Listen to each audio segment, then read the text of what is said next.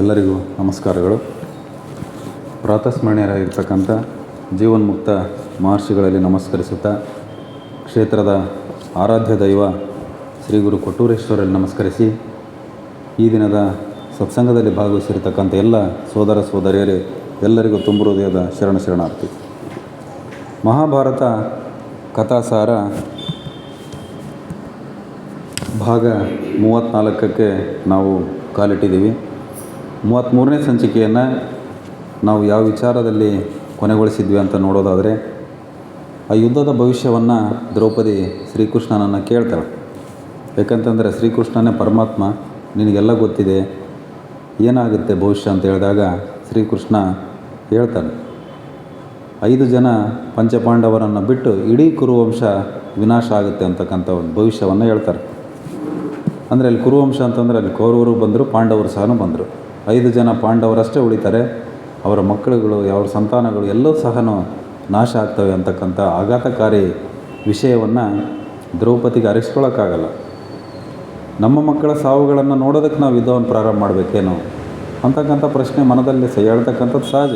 ಎಲ್ಲರಿಗೂ ತಮ್ಮ ಸಂತಾನಗಳನ್ನು, ತಮ್ಮ ಮಕ್ಕಳುಗಳನ್ನು ಕಳ್ಕೊಳ್ಬೇಕಾಗುತ್ತಲ್ಲ ಇಂಥ ಯುದ್ಧದಲ್ಲಿ. ನಾವು 5 ಜನ ಉಳ್ಕೊಂಡು ಪಾಂಡವರು ಏನು ಮಾಡಿದ್ವಿ ಮುಂದೆ ಅಂತಕ್ಕಂಥದ್ದು. ಅದಕ್ಕೆ ಶ್ರೀಕೃಷ್ಣ ಹೇಳ್ತಾನೆ, ಇಲ್ಲಿ ಈ ಯುದ್ಧವನ್ನು ಮಾಡ್ತಕ್ಕಂಥದ್ದು ಯಾರದೋ ಒಂದು ಮೇಲಿನ ದ್ವೇಷಕ್ಕಾಗಿ, ಕೋಪಕ್ಕಾಗಿ, ಸಿಟ್ಟಿಗಾಗಿ ಅಲ್ಲ, ಒಂದು ಧರ್ಮ ಸಂಸ್ಥಾಪನೆಗಾಗಿ ಯುದ್ಧ ಅಂತಕ್ಕಂಥದ್ದನ್ನು ಹೇಳ್ತಾಳೆ. ಇಲ್ಲಿ ಪಾಂಡವರು ಮತ್ತು ಕೌರವರು ಒಂದು ಪಾತ್ರಧಾರಿಗಳ ನೆಪ ಮಾತ್ರ. ಒಂದು ಧರ್ಮ ಸಂಸ್ಥಾಪನೆ ಆಗಬೇಕಾಗಿದೆ. ಇಡೀ ಆರ್ಯಾವರ್ತದಲ್ಲಿ ಅಧರ್ಮ ಜಾಸ್ತಿ ಆಗಿದೆ, ಧರ್ಮ ಸಂಸ್ಥಾಪನೆ ಆಗಬೇಕಾಗಿದೆ.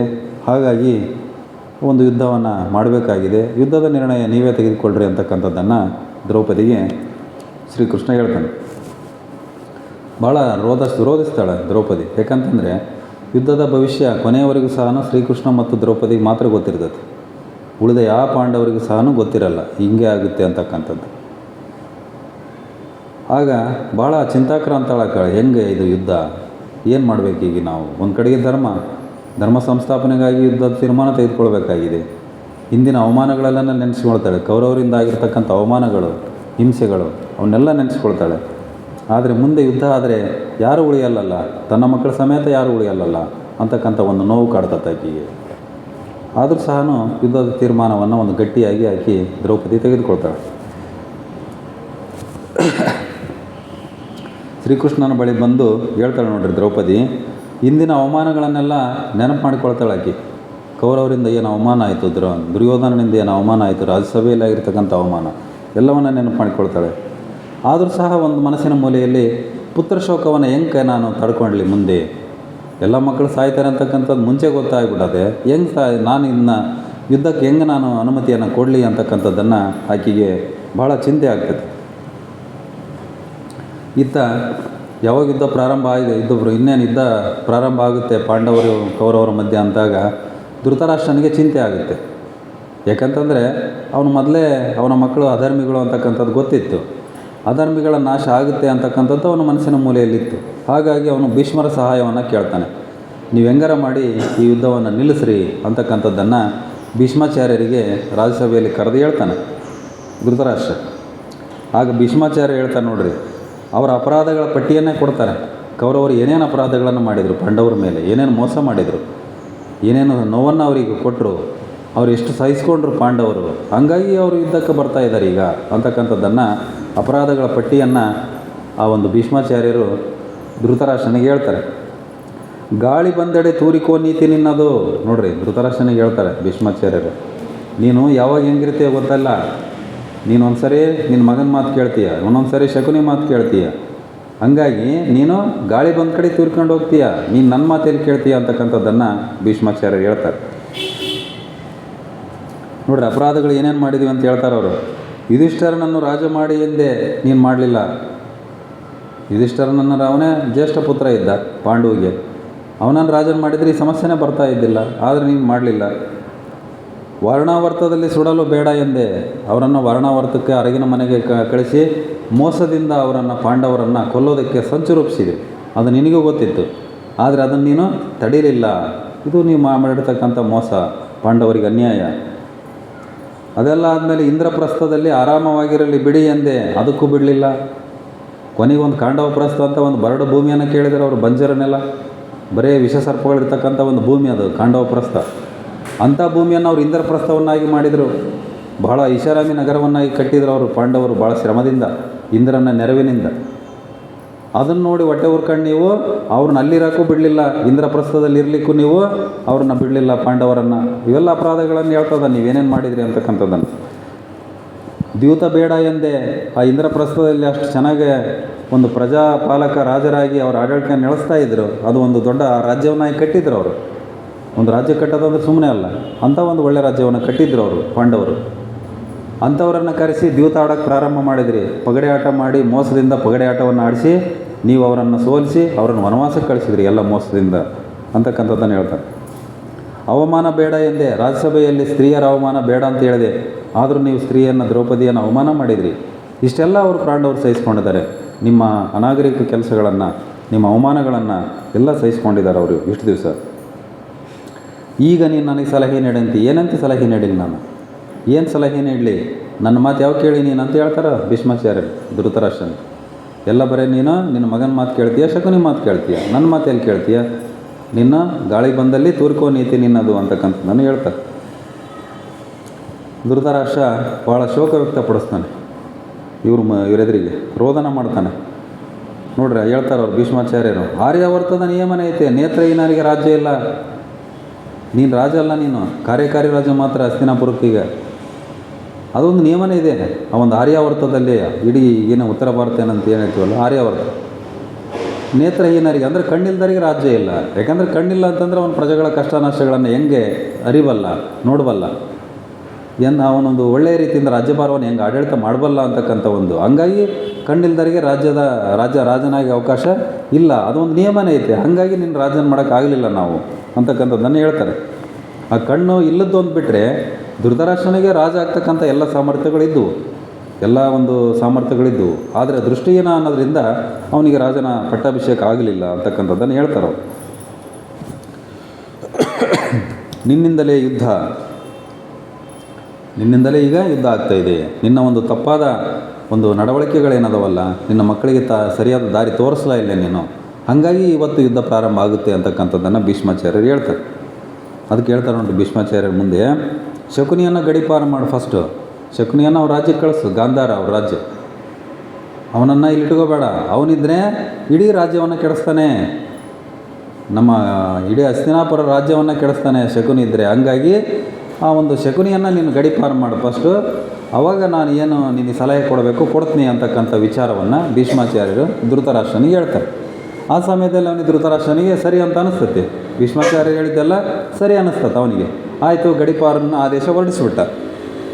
ಶಕುನಿ ಇನ್ನೇನು ಇರಂಗಿಲ್ಲ, ಗಡೀಪಾರ ಅಂದರೆ ಹಸ್ತಿನಾಪುರ ರಾಜ್ಯ ವ್ಯಾಪ್ತಿಯಲ್ಲಿ ಶಕುನಿ ಇರಂಗಿಲ್ಲ. ಗಡೀಪಾರ ಆದೇಶ ಅಂತಂದರೆ ಈಗಲೂ ಕೆಲವು ಕಡೆ ನಮ್ಮಲ್ಲಿ ಈಗಲೂ ಗಡೀಪಾರ ಆದೇಶ ಇರ್ತಾವೆ, ಕೋರ್ಟ್ನಲ್ಲಿ ಈಗಲೂ ಗಡೀಪಾರ ಆದೇಶ ಆಗ್ತವೆ. ಹಂಗೆ ಹಸ್ತಿನಾಪುರ ರಾಜ್ಯ ವ್ಯಾಪ್ತಿಯಲ್ಲಿ ಶಕುನಿ ಇರಂಗಿಲ್ಲ, ಅವ್ರ ರಾಜ್ಯಕ್ಕೆ ಅವನು ಹೋಗಿಬಿಡಬೇಕು ಅಂತಕ್ಕಂಥ ಆದೇಶ ಧೃತರಾಷ್ಟ್ರನಿಂದ ಆಗಿಬಿಡ್ತೈತಿ. ಇತ್ತ ಯುದ್ಧದ ಒಂದು ತಂತ್ರವನ್ನು ಮಾಡ್ತಾ ಇದ್ದಾರೆ.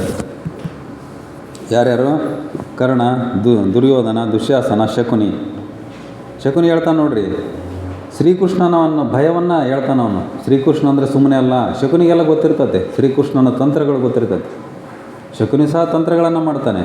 ಆದರೆ ಶಕುನಿಯ ತಂತ್ರಗಳೇ ಬೇರೆ, ಶ್ರೀಕೃಷ್ಣನ ತಂತ್ರಗಳೇ ಬೇರೆ. ಅವನು ಹೇಳ್ತಾನೆ ಶ್ರೀಕೃಷ್ಣನ ಬಗ್ಗೆ ಯಾವಾಗಲೂ ಒಂದು ಕಡೆಗೆ ಭಯ ಇರ್ತದೆ ಶಕುನಿಗೆ. ಇಲ್ಲ, ಶ್ರೀಕೃಷ್ಣ ಸಾಮಾನ್ಯದನಲ್ಲ, ಅವನು ನಿಶಸ್ತ್ರನಾದರೂ ಸಹ ಅವನು ಏನಾದರೂ ಮಾಡಬಲ್ಲ ಅಂತಕ್ಕಂಥ ಒಂದು ಭಯ ಶಕುನಿಗೆ ಯಾವಾಗಲೂ ಇರ್ತದೆ. ವಾಸುದೇವನ ಶಕ್ತಿ ಮೋಸ ತಿಳಿಸಿದ ಶಕುನಿ. ನನ್ನಂಗೆ ವಾಸುದೇವ ಕೂಡ ಮೋಸ ಮಾಡ್ತಾನೆ, ಅವನ ಹತ್ರನೂ ಶಕ್ತಿ ಇದೆ ಅಂತಂದು ಹೇಳ್ತಾನೆ ಅವರಿಗೆಲ್ಲನೂ. ದುರ್ಯೋಧನ ಕೇಳ್ತಾನೆ ನೋಡ್ರಿ, ವಾಸುದೇವನ ಭಯ ಬೇಕೆ?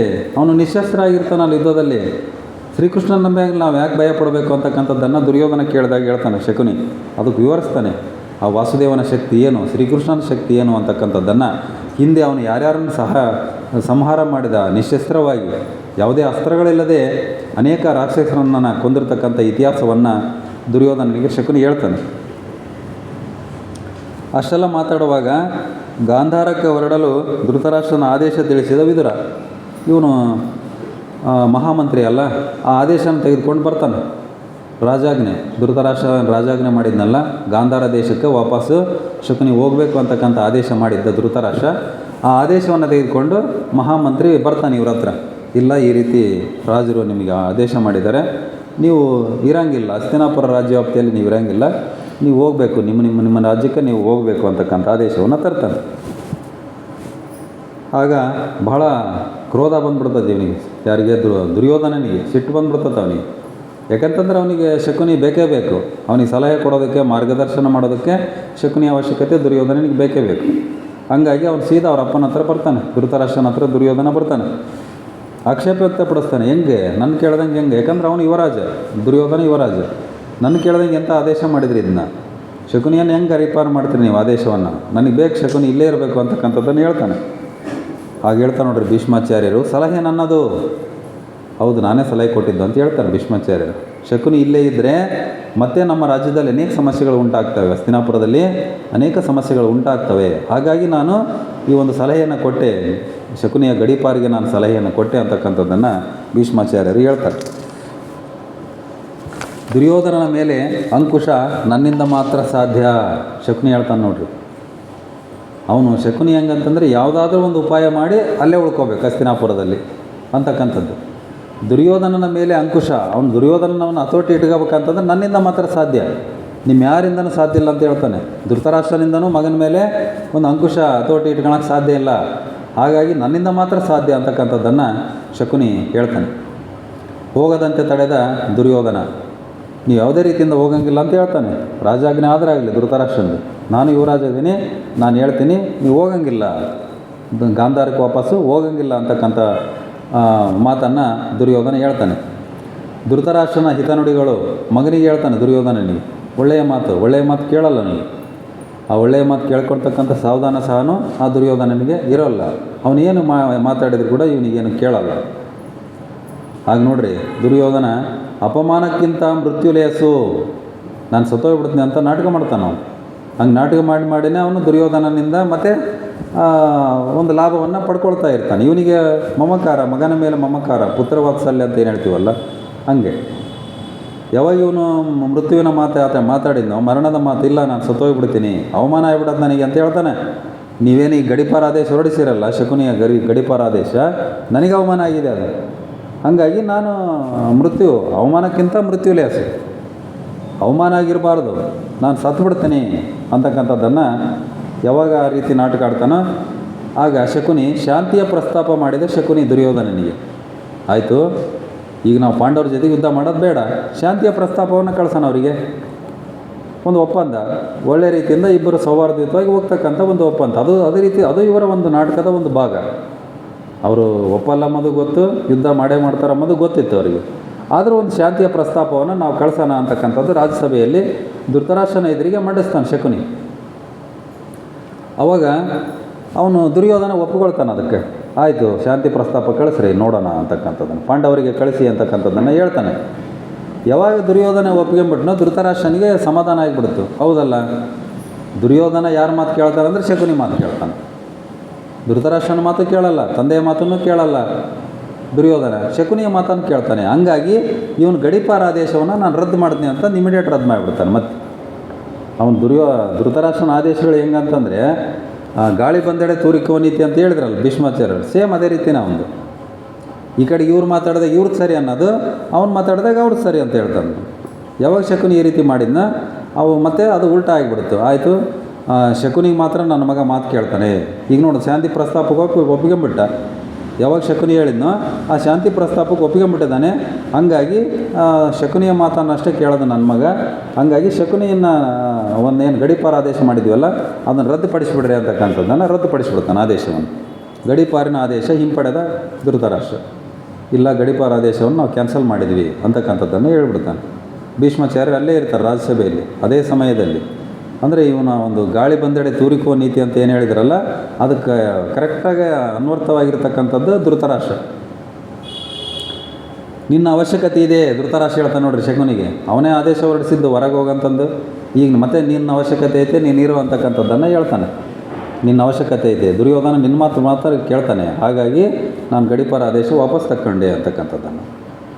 ಸಂಧಿಯ ಪ್ರಸ್ತಾಪ ಪಾಂಡವರ ಕಡೆಯಿಂದ ಬರಬೇಕು. ಶಕುನಿ ಹೇಳ್ತಾನೆ ನೋಡ್ರಿ, ಶಾಂತಿಯ ಪ್ರಸ್ತಾಪ. ಈಗ ಯುದ್ಧಕ್ಕೆ ತಯಾರಾಗಿರೋರು ಅವರು ಪಾಂಡವರು, ನಾವಲ್ಲ. ಹಾಗಾಗಿ ಅವ್ರ ಕಡೆಯಿಂದ ಫಸ್ಟ್ ಶಾಂತಿ ಪ್ರಸ್ತಾಪ, ಸಂಧಿಯ ಪ್ರಸ್ತಾಪ ಬರಲಿ, ಯುದ್ಧದ ವಿರಾಮ ಬರಲಿ, ಅವರ ಕಡೆಯಿಂದ ಬರಲಿ, ಆವಾಗ ನಾವು ಅದನ್ನು ಯೋಚನೆ ಮಾಡೋಣ ಅಂತಕ್ಕಂಥದ್ದನ್ನು ಹೇಳ್ತಾನೆ. ಸಹಜವಾಗಿ ಯಾರು ಯುದ್ಧಕ್ಕೆ ತಯಾರಿರ್ತಾರೆ ಅವ್ರ ಕಡೆಯಿಂದನೇ ಒಂದು ಶಾಂತಿಯ ಪ್ರಸ್ತಾಪ ಅಂತಕ್ಕಂಥದ್ದು ಬರಬೇಕು. ಹಾಗಾಗಿ ಶಕುನಿ ಹೇಳ್ತಾನೆ, ಫಸ್ಟ್ ಪಾಂಡವರ ಕಡೆಯಿಂದ ನಮಗೆ ಸಂಧಿಯ ಪ್ರಸ್ತಾಪ ಬರಬೇಕು, ಆವಾಗ ನಾವು ಅದನ್ನು ಅನುಮೋದನೆ ಮಾಡಬೇಕು ಅಂತಕ್ಕಂಥದ್ದನ್ನು ಶಕುನಿ ಹೇಳ್ತಾನೆ. ವಿದುರ ಸಂಜಯರನ್ನು ಕಳಿಸಲು ನಿರ್ಧಾರ. ಆ ಇಂದ್ರಪ್ರಸ್ಥಕ್ಕೆ ವಿದುರ ಮತ್ತು ಸಂಜಯರನ್ನು, ಮಹಾಮಂತ್ರಿ ವಿದುರ ಮತ್ತು ಸಂಜಯರನ್ನು, ಅವರಿಬ್ಬರನ್ನು ಶಾಂತಿ ಪ್ರಸ್ತಾಪಕ್ಕೆ ಕಳಿಸ್ಬೇಕು. ಅಲ್ಲಿ ಇಂದ್ರಪ್ರಸ್ಥಕ್ಕೆ ಹೋಗಿ ಪಾಂಡವರಿಗೆ ಮನವರಿಕೆ ಮಾಡಿಕೊಟ್ಟು ಅವರಿಂದ ಮತ್ತೆ ಶಾಂತಿ ಪ್ರಸ್ತಾಪವನ್ನು, ಸಂಧಿಯ ಪ್ರಸ್ತಾಪವನ್ನು ತೆಗೆದುಕೊಂಡು ಬರಬೇಕು ಅಂತಕ್ಕಂಥ ಒಂದು ತೀರ್ಮಾನವನ್ನು ಆ ದಿವಸದ ಒಂದು ರಾಜ್ಯಸಭೆಯಲ್ಲಿ ಮಾಡ್ತಾರೆ. ಇತ್ತ ವಿರಾಟ ನಗರ, ಮತ್ಸ್ಯ ದೇಶದ ವಿರಾಟ ರಾಜ ಏನಿದ್ನಲ್ಲ, ಆ ವಿರಾಟನ ಆಸ್ಥಾನದಲ್ಲಿ, ವಿರಾಟನ ಒಂದು ಆಶ್ರಯದಲ್ಲಿ ಏನಿದ್ರಲ್ಲ ಪಾಂಡವರು ಅಜ್ಞಾತವಾಸದಲ್ಲಿ, ಅಲ್ಲೇ ಇರ್ತಾರೆ ಅವರು. ಅಲ್ಲೇ ಇದ್ಕೊಂಡೇ ಅವರು ಒಂದು ಯುದ್ಧದ ಒಂದು ಪೂರ್ವ ತಯಾರಿಯನ್ನು ಮಾಡ್ಕೊಳ್ತಾ ಇರ್ತಾರೆ. ಯಾಕಂದರೆ ಇಂದ್ರಪ್ರಸ್ಥವನ್ನು ಇವರು ಆಲ್ರೆಡಿ ಕಬಳಿಸ್ಕೊಂಡಿರ್ತಾರಲ್ಲ ಕೌರವರು. ಹಂಗಾಗಿ ವಿರಾಟನ ಆಸ್ಥಾನದಲ್ಲಿದ್ದ ಇವರೆಲ್ಲ ಒಂದು ಪೂರ್ವ ತಯಾರಿಯನ್ನು ಮಾಡ್ಕೊಂಡಿರ್ತಾರೆ. ಅಲ್ಲಿ ಆ ಒಂದು ವಿವಾಹ ಏರ್ಪಾಟಾಗಿರ್ತದೆ. ಅಭಿಮನ್ಯುವಿಗೂ ಮತ್ತು ವಿರಾಟ ರಾಜನ ಮಗಳು ಉತ್ತರೆ, ಇವರಿಬ್ಬರಿಗೂ ಒಂದು ಮದುವೆಯ ಒಂದು ಸಮ್ಮತಿ ಆಗಿರ್ತದೆ. ಮದುವೆಯ ತಯಾರಿ ಸಹ ನಡೀತಾ ಇರ್ತದೆ, ಮದುವೆ ಏರ್ಪಾಡು ಸಹ ನಡೀತಾ ಇರ್ತದೆ. ಆ ಒಂದು ವಿವಾಹದ ಪ್ರಯುಕ್ತ ವಿದೂಷಕ ದುಂದುಮಾಲಿನಿಯಿಂದ ಹಾಸ್ಯ ಕಾರ್ಯಕ್ರಮ. ಆಗೆಲ್ಲ ರಾಜನ ಆಸ್ಥಾನಗಳಲ್ಲಿ ಈಗಿನಂಗೆ ಮನರಂಜನಾ ಚಟುವಟಿಕೆಗಳು, ಈಗೆಲ್ಲ ಅನೇಕ ಮನರಂಜನಾ ಚಟುವಟಿಕೆಗಳು ಇದ್ದಾವೆ. ಆಗೆಲ್ಲ ಮನರಂಜನಾ ಚಟುವಟಿಕೆಗಳು ಕಡಿಮೆ ಇರೋದರಿಂದ ಆ ಒಂದು ರಾಜನ ಆಸ್ಥಾನದಲ್ಲಿ ಒಡ್ಡೋಲಗದಲ್ಲಿ ಆ ಒಂದು ಆಯ್ದ ಸಭಿಕರ ಮುಂದೆ, ವಿದ್ವಾಂಸರ ಮುಂದೆ ಒಂದು ಹಾಸ್ಯ ಕಾರ್ಯಕ್ರಮಗಳನ್ನು, ಸಂಗೀತ ಕಾರ್ಯಕ್ರಮಗಳನ್ನು ಆಯೋಜನೆ ಮಾಡ್ತಾಯಿದ್ರು. ಹಂಗಾಗಿ ಈ ಒಂದು ಉತ್ತರೆ ಮತ್ತು ಅಭಿಮನ್ಯುನ ವಿವಾಹ ಅಂತಂದರೆ ಅದು ಒಂದು ಸಂತೋಷದ ಸುದ್ದಿ ಅಲ್ಲ. ಹಂಗಾಗಿ ಒಂದು ಹಾಸ್ಯ ಒಂದು ಕಾರ್ಯಕ್ರಮವನ್ನು, ಮನರಂಜನಾ ಕಾರ್ಯಕ್ರಮವನ್ನು ಏರ್ಪಡಿಸಿದರು. ಆ ಒಂದು ಮನರಂಜನಾ ಕಾರ್ಯಕ್ರಮವನ್ನು ನಡೆಸ್ಕೊಡ್ತಕ್ಕಂಥವ್ರು ಯಾರು ಅಂತಂದರೆ ದುಂದುಮಾಲಿನಿ ಅಂತಕ್ಕಂಥ ಒಬ್ಬ ವಿದೂಷಕ. ಒಂದು ವಿದೂಷಕ ಅಂತಂದರೆ ನಾವು ಹಾಸ್ಯವನ್ನು ಪ್ರಸ್ತುತಪಡಿಸ್ತಾರಲ್ಲ, ಅವ್ರಿಗೆ ನಾವು ವಿದೂಷಕರು ಅಂತ ಕರಿಬೋದು. ಅಂಥ ಒಬ್ಬ ವಿದೂಷಕ ದುಂದುಮಾಲಿನಿಯಿಂದ ಒಂದು ಕಾರ್ಯಕ್ರಮವನ್ನು ಏರ್ಪಾಡು ಮಾಡಿದರು ಆ ದಿನ ಒಂದು ವಿರಾಟರಾಜನ ರಾಜಸಭೆಯಲ್ಲಿ. ವಿರಾಟ ಸಭೆಯಲ್ಲಿ ಚರಿತ್ರೆ ಹೇಳಲು ಪ್ರಾರಂಭ. ಅವನು ಯಾವ ಕತೆ ಬೇಕಾದರೂ ಹೇಳ್ತಾ ಇರ್ತಾನೆ. ಕಥೆಯನ್ನು ಬಹಳ ಜನಗಳನ್ನು ನಗಿಸ್ಕೊಳ್ತಾ ಅದರ ಒಂದು ಅರ್ಥವನ್ನು ವಿಶ್ಲೇಷಣೆ ಹೇಳ್ತಕ್ಕಂಥ ಒಂದು ಚಾಕಚಕ್ಯತೆ, ಸಾಮರ್ಥ್ಯ ಆ ಒಂದು ವಿದೂಷಕರಿಗೆ ಇರ್ತದೆ. ಅಲ್ಲಿ ಹಾಸ್ಯನೂ ಆಗಿರಬೇಕು, ಅದರಿಂದ ಒಂದು ಜನಗಳಲ್ಲಿ ಒಂದು ನೀತಿ ಬರ್ತಕ್ಕಂಥ ಒಂದು ಮಾರಲ್ ಅಂತ ಏನು ಹೇಳ್ತೀವಲ್ಲ, ಅಂಥ ಒಂದು ಕಾರ್ಯಕ್ರಮಗಳನ್ನು ಏರ್ಪಡಿಸಿರ್ತಾರೆ. ಆಗ ಕೃಷ್ಣನ ಕತೆ ಹೇಳಲು ಸುಭದ್ರೆ ಸೂಚನೆ. ಅಲ್ಲಿ ಕೃಷ್ಣನ ಉಪಸ್ಥಿತಿ ಇರ್ತದೆ, ಪಾಂಡವರೆಲ್ಲರೂ ಇರ್ತಾರೆ, ಸುಭದ್ರೆ ಇರ್ತಾಳೆ, ದ್ರೌಪದಿ ಇರ್ತಾರೆ, ಉಪಪಾಂಡವರು ಇರ್ತಾರೆ, ಎಲ್ಲರೂ ಸಹ ಸಮಾಗಮ ಆಗಿರ್ತದೆ. ದ್ರುಪದ ರಾಜ ಇರ್ತಾನೆ, ಪಾಂಡವರ ಕಡೆಗೆ ಏನಿರ್ತಾರಲ್ಲ ಅವರೆಲ್ಲರೂ ಸಹ ಅಲ್ಲಿರ್ತಾರೆ. ಶ್ರೀಕೃಷ್ಣನ ಕಥೆಯನ್ನು ಹೇಳು ಅಂತಕ್ಕಂಥದ್ದನ್ನು ಸುಭದ್ರೆ ಹೇಳ್ತಾಳೆ. ತನ್ನ ಅಣ್ಣ ಶ್ರೀಕೃಷ್ಣನ ಕಥೆ ಅಂದರೆ ಶ್ರೀಕೃಷ್ಣನ ಸಾಹಸದ ಕಥೆಗಳು. ಹಿಂದೆ ಅವನು ಯಾರ್ಯಾರನ್ನು ಕೊಂದ, ಯಾವ ರೀತಿ ಅವನ ಕಷ್ಟಗಳನ್ನು ಅನುಭವಿಸಿದ, ಯಾವ ರೀತಿ ಉಪಾಯ ಮಾಡಿ ರಾಕ್ಷಸರನ್ನು ಕೊಂದ ಅಂತಕ್ಕಂಥ ಕಥೆಗಳನ್ನು ಹೇಳು ಅಂತಕ್ಕಂಥದ್ದನ್ನು ಸೂಚನೆ ಕೊಡ್ತಾಳೆ ದುಂದುಮಾಲಿನಿ. ಅಂದರೆ ಶ್ರೀಕೃಷ್ಣ ನಂದಗೋಪಾಲ ಆಗಿದ್ದ, ಗೋಕುಲ ನಂದನ ಆಗಿದ್ನಲ್ಲ, ಹಿಂದೆ ಅವನ ಬಾಲಲೀಲೆಗಳು, ರಾಸಲೀಲೆಗಳೇನದವಲ್ಲ ಅವನ್ನೆಲ್ಲ ಕಥೆಯನ್ನು ಹೇಳು ಅಂತಕ್ಕಂಥದ್ದನ್ನು ಹೇಳ್ತಾಳೆ.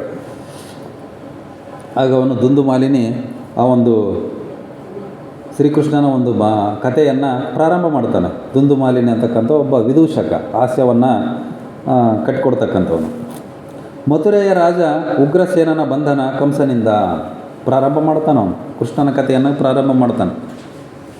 ಮಥುರೆಯಲ್ಲಿ ಮೊದಲ ರಾಜ ಒಬ್ಬ ಉಗ್ರಸೇನ ಅಂತಕ್ಕಂಥ ಒಬ್ಬ ರಾಜ ಆಳ್ವಿಕೆ ಮಾಡ್ತಾ ಇದ್ದ. ಅವನ ಮಗನೇ ಕಂಸ.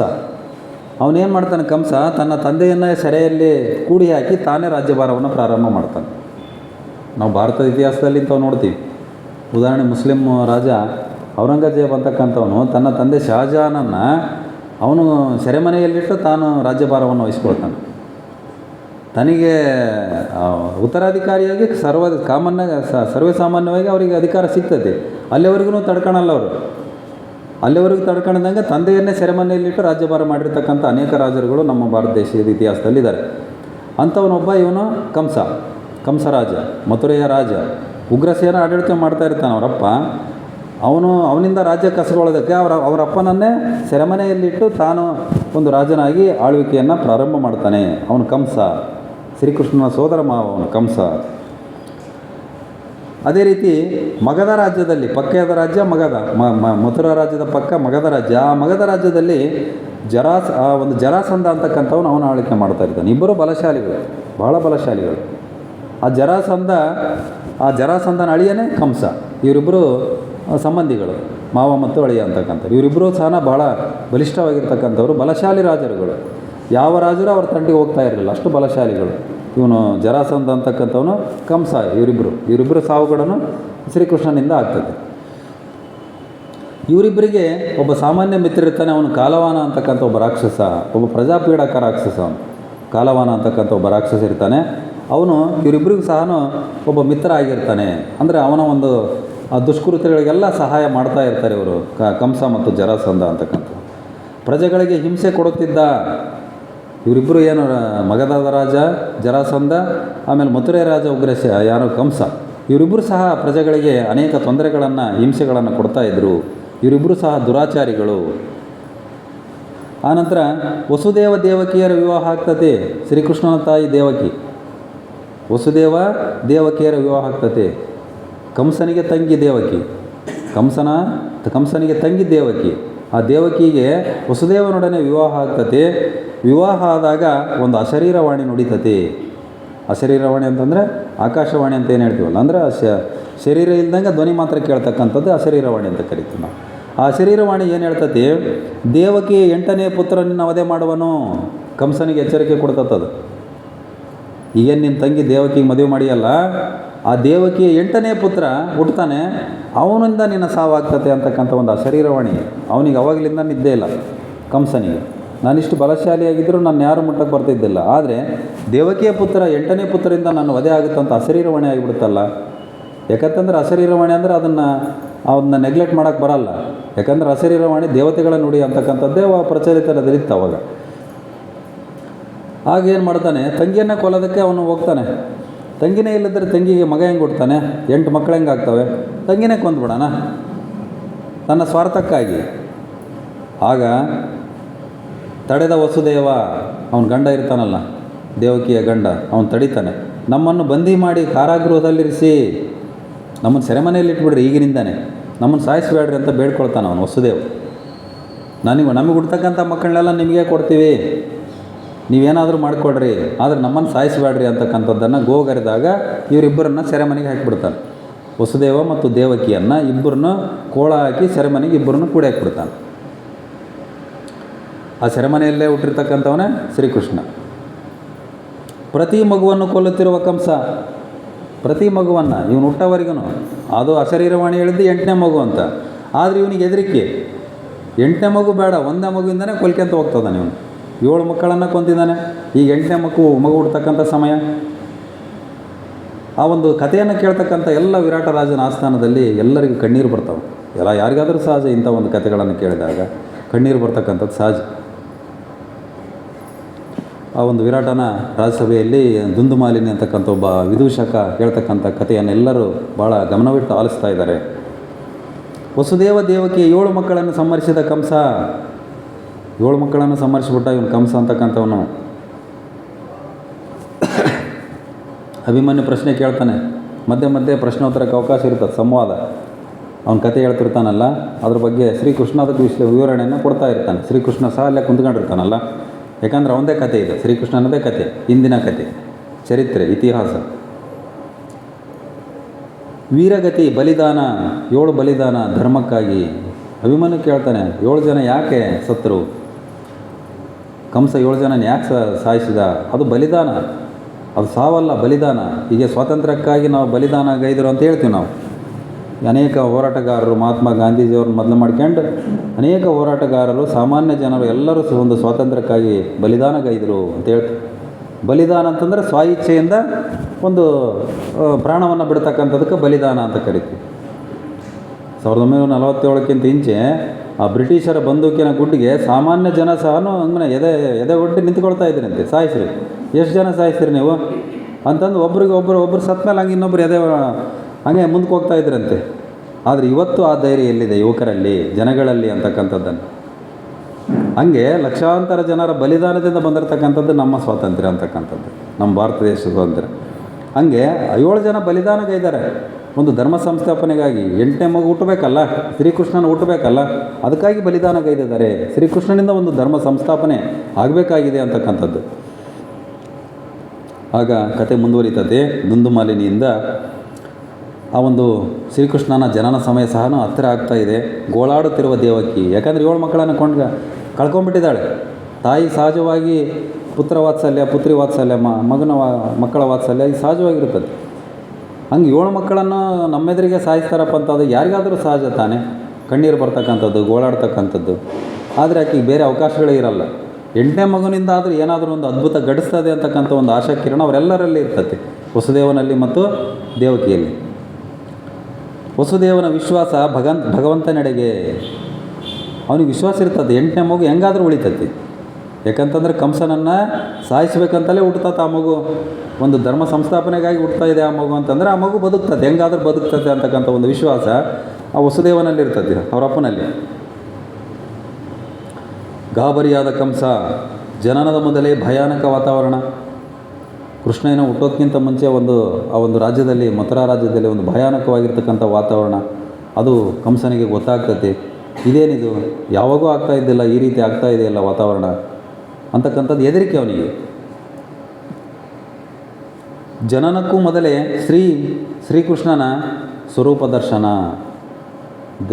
ತಂದೆ ಮತ್ತು ತಾಯಿಗೆ, ವಸುದೇವ ಮತ್ತು ದೇವಕಿಗೆ ಶ್ರೀಕೃಷ್ಣ ಒಂದು ದರ್ಶನವನ್ನು ಕೊಡ್ತಾನೆ ಜನನಕ್ಕೂ ಮುಂಚೆ ಬಂದು.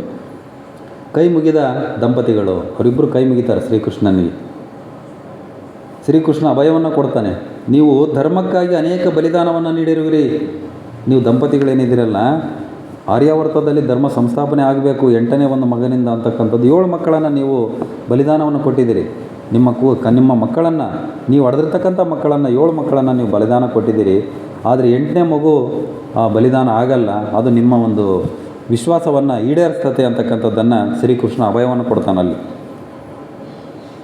ನಿಮ್ಮಿಂದ ಶಾಂತಿ ನೆಲೆಸುವುದು, ನಾನು ಮಗನಾಗಿ ನಿಮಗೆ ಬರುತ್ತೇನೆ ಅಂತಕ್ಕಂಥದ್ದನ್ನು ಇವರಿಗೆ ಒಂದು ಕನಸಿನಲ್ಲಿ ಬಂದು ಹೇಳ್ತಾನೆ ಶ್ರೀಕೃಷ್ಣ. ನಾನು 8ನೇ ಮಗುವಾಗಿ ನಿಮ್ಮ ಗರ್ಭದಲ್ಲಿ ಅವತರಿಸಿ ನಾನು ಹುಡ್ತೀನಿ ಅಂತಕ್ಕಂಥದ್ದನ್ನು ದೇವಕಿಗೆ ಹೇಳ್ತಾನೆ.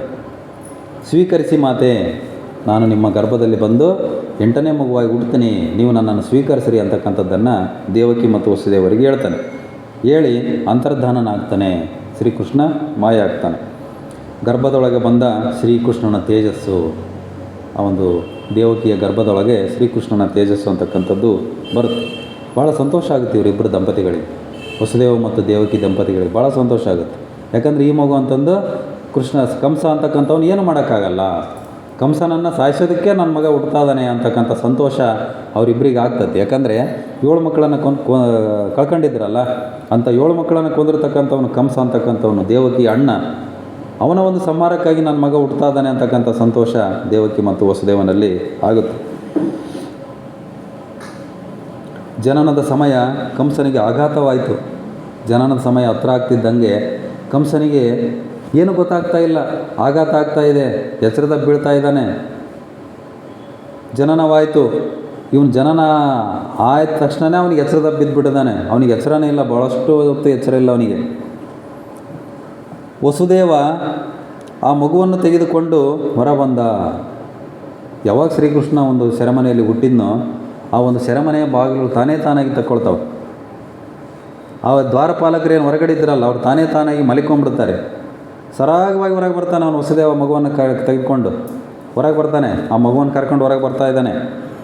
ತಾನಾಗೇ ಬಾಗಿಲು ತೆರೆಯಿತು. ಸಂಕೋಲೆ ಬೇಡಿ ಹಾಕಿದ್ರು ಅವರಿಬ್ಬರಿಗೆ, ದೇವಕಿಗೆ ವಸುದೇವನಿಗೆ ಕೈಕೋಳ ಹಾಕಿದ್ರು ಇಬ್ಬರಿಗೂ. ಆ ಬೇಡಿಯೆಲ್ಲ ಕಳಚಿಕೊಳ್ತಾವೆ ತಾನಾಗಿ. ಸೈನಿಕರು ಮಾಮೂಲಾಗಿ ಅವ್ರು ಬಿದ್ದುಬಿಟ್ರು ಇವ್ರಿಗೆ ಕಾಣ್ದಂಗೆ. ಹೊರಬಂದ ವಸುದೇವ, ಎಚ್ಚರ ತಪ್ಪಿ ಬಿದ್ದ ಕಂಸನಿಗೂ ಎಚ್ಚರಿಲ್ಲ. ಇವನು ವಸುದೇವ ಎಲ್ಲಿಗೆ ಹೋಗ್ತಾನೆ, ಎಲ್ಲಿ ಆ ಮಗುವನ್ನು ಕೊಟ್ಟು ಬರ್ತಾನೆ, ಅದೇನು ಗೊತ್ತಿಲ್ಲ, ಎಚ್ಚರನೇ ಇಲ್ಲ ಅವನಿಗೆ. ಆ ಒಂದು ವಸುದೇವ ಏನು ಮಾಡ್ತಾನೆ, ಆ ಒಂದು ಮಥುರೆಯಿಂದ ಯಮುನಾ ನದಿಯನ್ನು ದಾಟಿ ಆ ಕಡೆಗೆ ನಂದಗೋಕುಲ ಒಂದು ಇವನ ಗೆಳೆಯ ಇರ್ತಾನೆ ನಂದನ ಅಂತಕ್ಕಂಥನು, ಅವನ ಹತ್ರ ಹೋಗಬೇಕಾಗಿತ್ತು ಅವನು. ಆ ಮಗುವನ್ನು ತೆಗೆದುಕೊಂಡು ಅಲ್ಲಿ ಆ ಮಗುವನ್ನು ಸಾಕ್ಲಿಕ್ಕೆ ಕೊಡಬೇಕಂತಂದು. ಆ ಯಮುನೆ ಆ ದಾರಿ ಬಿಡ್ತತೆ ನದಿ. ಅಷ್ಟೊತ್ತಿನಲ್ಲಿ ಯಮುನಾ ನದಿ ಇವನು ಹೋಗೋದಕ್ಕೆ ದಾರಿಯನ್ನು ಬಿಡ್ತತೆ. ಯಮುನಾ ನದಿ ವಸುದೇವನಿಗೆ ಗೋಕುಲದಲ್ಲಿರುವ ನಂದನ ಯಶೋಧ ಹತ್ತಿರ ಬಿಟ್ಟ ಹೋಗಿ. ಶ್ರೀಕೃಷ್ಣನ ಸಾಕು ತಂದೆ ಸಾಕು ತಾಯಿ ನಂದನ ಯಶೋದೆ, ಯಶೋಧ ನಂದನ ಅಂತ ಹೇಳ್ತೀವಲ್ಲ, ಯಶೋದೆಯ ಪುತ್ರ ಶ್ರೀಕೃಷ್ಣ ಯಶೋದೆ ಹತ್ರನೇ ಬೆಳಿತಾನೆ. ಆದರೆ ಎತ್ತಮ್ಮನೇ ಬೇರೆ, ಸಾಕಿದಮ್ಮನೇ ಬೇರೆ.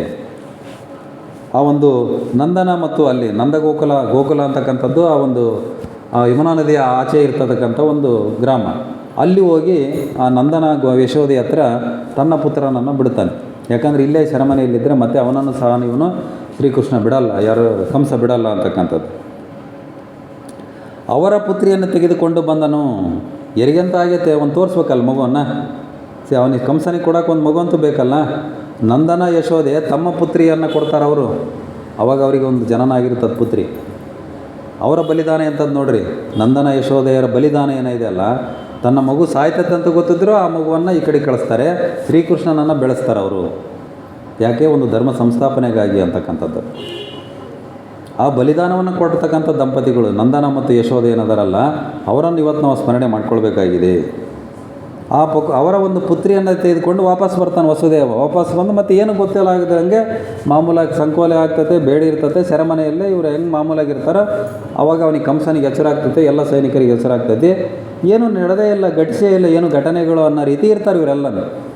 ಆ ರೀತಿ ಒಂದು ಕೃಷ್ಣನ ಒಂದು ಪವಾಡ ಚಮತ್ಕಾರ ಅಂತಕ್ಕಂಥದ್ದು ಅಲ್ಲಿ ನಡೀತೈತೆ. ಇತ್ತ ಅವನಿಗೆ ಕಂಸನಿಗೆ ಎಚ್ಚರ ಆಗ್ತದೆ. ಅವಾಗ ಎಚ್ಚರ ಆಗಾಗ ದಡಬಡ ಇದ್ದು ಧಾವಿಸಿ ಬರ್ತಾನೆ ಸೆರೆಮನೆಗೆ. ಇವ್ರನ್ನೇನು ಕೂಡಿಯಾಕಿರ್ತಾನಲ್ಲ ದೇವಕಿ ಮತ್ತು ವಸುದೇವನನ್ನು, ಅಲ್ಲಿಗೆ ಬರ್ತಾನೆ. ಗಲಿಬಿಲಿಗೊಂಡ ಕಂಸ, ಪುತ್ರ ಅಂದುಕೊಂಡಿದ್ದೆ, ಹೇಗೆ ಸಾಧ್ಯ? ನೋಡ್ರಿ, ಬರ್ತಾನೆ, ನೋಡ್ತಾನೆ, ಹೆರಿಗೇನಾಗಿದೆ, ಮಗು ಆಗಿದೆ, ಆದರೆ ಅಲ್ಲಿ ಪುತ್ರ ಅಲ್ಲ ಪುತ್ರಿ. ಕೇಳ್ತಾನೆ ಅವ್ರನ್ನ, ಹೌದು ನನಗೆ ಅಶರೀರವಾಣಿ ಆಗಿರೋದು 8ನೇ ಪುತ್ರನಿಂದ ಮರಣ ಅಂತ ಇದೆ, ಆದರೆ ಪುತ್ರ ಆಗಬೇಕಾಗಿತ್ತಲ್ಲ, ಪುತ್ರಿ ಹೆಂಗೆ ಅಂತ ಕೇಳ್ತಾನೆ ಅವನು. ನಮಗೆ ಗೊತ್ತಿಲ್ಲ ಅಂತ ಹೇಳ್ತಾರೆ ಇವರು, ನಮಗೇನು ಗೊತ್ತು? ಅವನಿಗೆ ಅನುಮಾನ, ಎಲ್ಲೋ ಒಂದು ಕಡೆಗೆ ಅನುಮಾನ.